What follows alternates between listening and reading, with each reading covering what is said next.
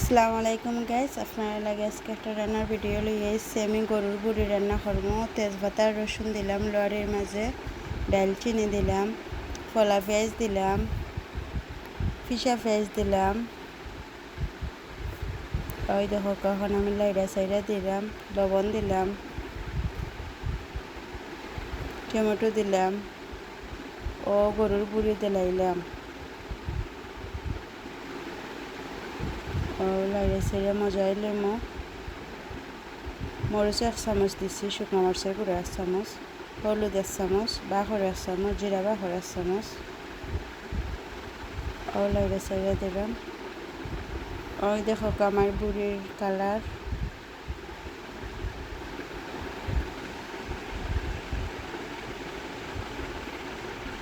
দেখো বুড়ি হয়ে যায়। এখন কাঁচামরিচ দিলাম। মাংসটা সিদ্ধ হয়ে গেছে।